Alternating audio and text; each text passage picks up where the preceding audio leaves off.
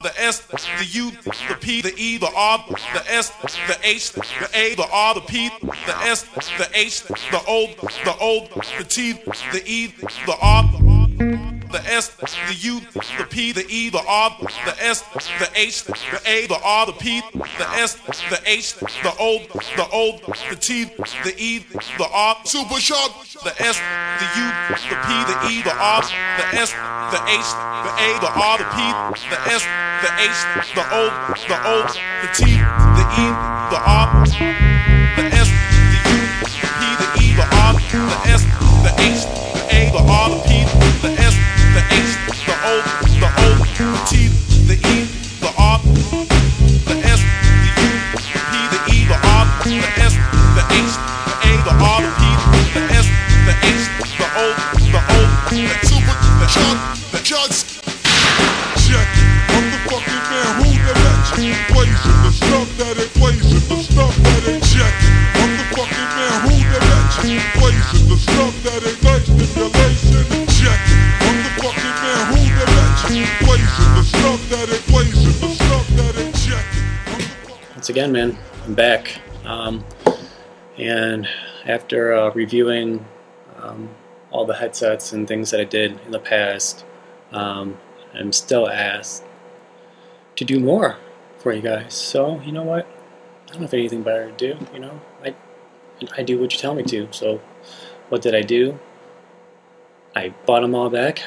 I did a thorough review and comparison on the Astro A40s, 720s, the X Pros, the AX360s. So yeah, all four. I ended up doing numerous comparisons and tests, one of which being a frequency sweep. I mic'd up each headset and did a test tone from 20 hertz to 20,000 hertz. And I will display every waveform and kind of go over every one individually as much as I can. So I did that test. That's coming up. I did a test to test every headset's ability to pinpoint direction. Got some audio that I captured with the same mic. It was just me on Afghan, just playing the empty map. I just shot the ACR a few times and fired up the new tube so you guys can kind of hear how all that sounds. I'm going to kind of settle this thing once and for all. Yeah, let's get to the bottom of it. Here we go. First one we'll start with is the Astro A40s.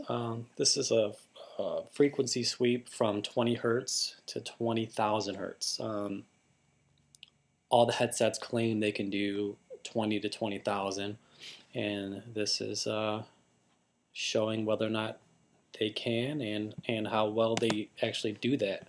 The A40s from 20 hertz, which would be on the far left here, to 20,000 hertz, which would be on the far right. So yeah, as you can see, the bottom end here isn't all that great. They don't really start to shine until maybe about, I'd say about 100 hertz. It starts to pick up a little bit, but as you can see, like all through here, it's not a very like defined sound. You can see all these gaps here are frequencies being missed or not played as loud. You can see to the far right, the higher pitch sounds are really smooth. I mean, they peak out. This is probably, who knows, 5,000 hertz or something here, which is really high pitched, and it's playing that frequency super loud. So yeah, that's what this waveform looks like. I'll compare it to some of the other ones. Obviously, that's what we're here to do. I did the Tritton AX360s. Let's see how those things look. here we go. As you can see, 20 hertz on the far left. Now you can see there's no like spiky areas. It's all pretty smooth, which means it's a pretty even sound as far as like the frequency, like range goes. Like I said, there's no peaks and valleys. It's pretty smooth. You can see at probably 1,000 hertz here, it's peaking out. I mean, it's playing the loudest there, and the really high pitched sounds here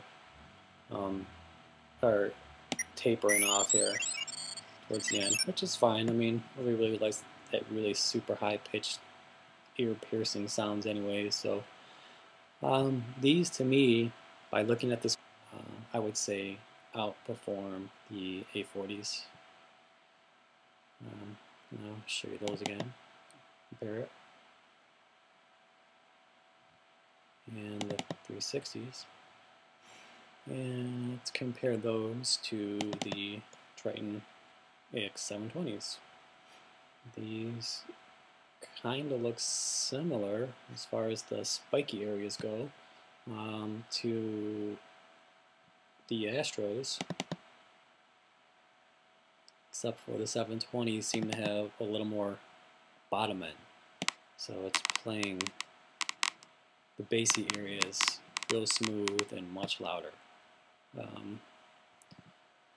But as you can see, the high pitched areas and the mid start to taper off here, and the really high pitched stuff doesn't even exist in the 720s. So by looking at this, it's producing bass, and that's about it really. I mean, nothing else. I mean, it's pretty, it's even across, but the bass is heavier than the highs, which is definitely a problem.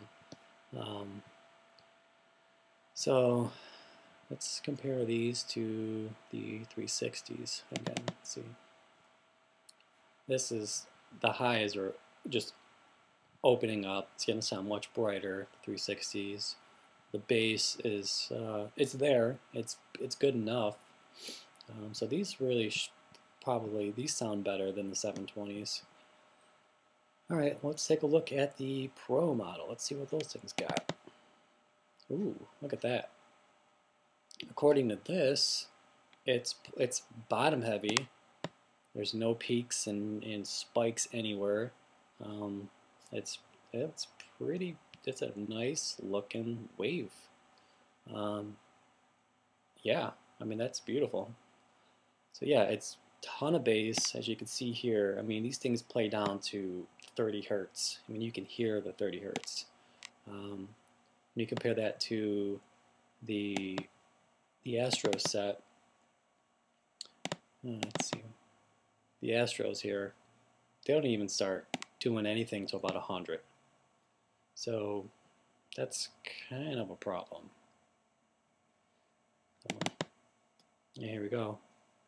Bass heavy, which is good, and then it's playing everything else pretty equal all the way across.